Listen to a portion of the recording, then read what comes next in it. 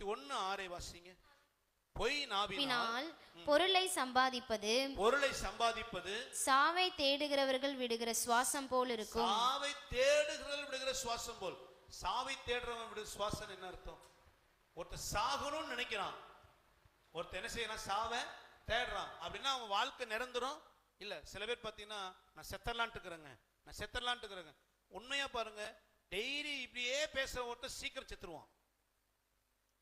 அதாவது நான் செத்தரலான்ட்டு இருக்கிறேன், நீ நிறைய நேரம் அப்படி சொல்லிட்டே இருப்பான். எப்ப சூசைட் பண்ணிக்கிறானே, அது ஒரு பொல்லாத ஒரு இருதயம். சாலமன் சொல்றாரு, பொய் நாவினால் சம்பாதித்த சம்பாதனை சாவை தேடுகளுடைய சுவாசம் போல இருக்கும். அது நிரந்தரம் இல்லை. அது எவ்வளவு சீக்கிரம் போகும்னு தெரியாது. உலகத்தை 1000 சொல்லுவான். பொய் சொல்றது தப்பு இல்லைங்க. பொய் சொல்லாம என்னங்க செய்ய முடியும்? ஆனா என் வேதம் என்ன சொல்லுகிறது? பொய் நாவினால் பொருள் என்ன செய்யாத அப்புறம் இந்த வழியில தான் நடக்கணும். அதே போல ஒரு வேலை கொடுக்குறாங்க, அந்த வேலையில நம்ம உண்மையா இருக்கணும். நாம செஞ்ச வேலைக்கு வருமானம் உண்மையா தரானோ தரலையோ நல்லா கவனிங்க. 8 மணி நேரம் இந்த வேலை செய், உனக்கு இவ்வளவு ரூபாய் தரான்னு பிக்ஸ் பண்றான். முடிஞ்சவன் தருவானா தரமாட்டானா தெரியல. ஆனா நான் என்ன உத்தரவாதம் பண்ணிருக்கிறேன்? 8 மணி நேரம் நான் அதுல உண்மையா இருப்பேன். நான் உண்மையா இருக்கும்போது கர்த்தனை ஆசீர்வதிப்பார். 8 மணி நேரத்துக்கு நீ இவ்வளவு தரேன்னு சொன்னவன் 8 மணி நேரம் முடிஞ்சதுக்கு அப்புறம் அவன் ஒருவேளை தராமல் போனாலும் நான் உண்மையா இருந்தா கர்த்தர் என்னை ஆசீர்வதிப்பார். அல்லேலூயா. எந்த வேலையிலையும் உண்மைங்க.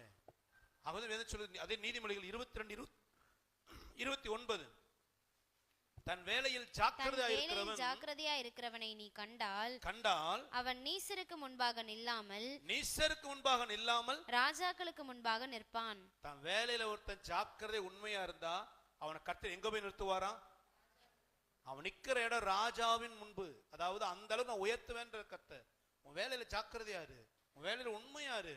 மனுஷன் அதை அப்ரிசியேட் பண்றானோ இல்லையோ, உன் உண்மையான குணத்தை பாராட்டுறானோ இல்லையோ, ஒருவேளை நிறைய நேரங்கள்ல நாம் உண்மையா இருப்போம், பக்கத்துல இருக்கிற உண்மை இல்லாம இருப்பான். அவனை உலகம் தலையில தூக்கி வச்சிருக்கோம். அவன் தான் பெரிய ஆளுன்னு சொல்லும், அவனுக்கு தான் ப்ரொமோஷன் கிடைக்கும், அவன் தொழில் வளரும், அவன் வருமானம் வளரும். அதை பார்த்து நீ சோர்ந்து போகாத. அவன் கொஞ்ச நாள் தான், நிறைய நாள் அப்படிதான் சோர்ந்து போயிடுறோம். அவள உண்மையாவே இல்லைங்க. ஆனா வேலை சில இடத்துல அவனை தான் தலை தூக்கி வச்சிருக்கிறாங்க. அவன் மாய்மாலம் பண்றான், அவனை தான் அப்ரிசியேட் பண்றாங்க. அவன் தப்பான வித தொழில் பண்றான், அவன் தொழில் தான் வளருது. நான் உண்மையா இருக்கேன், எனக்கு வளர்ச்சியே இல்லை நினைக்காதீங்க.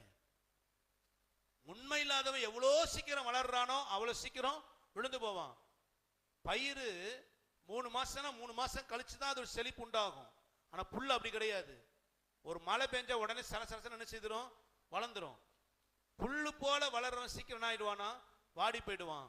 நாம் உண்மையா இருந்து பொறுமையா உயர்த்தப்பட்டாலும் கர்த்தர் நம்மை மேன்மையான ஸ்தானத்தில் வைப்பார். அல்லேலூயா. உலக பிரகாரமான எந்த காரியமா இருந்தாலும் தேவனுடைய வழிகளில உண்மையா நடங்க. தானியேலை போல அனுதின பரிசுத்த வாழ்க்கையில ஒரு நடுக்கம், உலக வேலையில ஒரு நடுக்கம், கர்த்தருடைய வழிகளில் நடக்கிற உண்மையில தானியேலை கர்த்தர் ஆசீர்வதித்தார். அல்லேலூயா.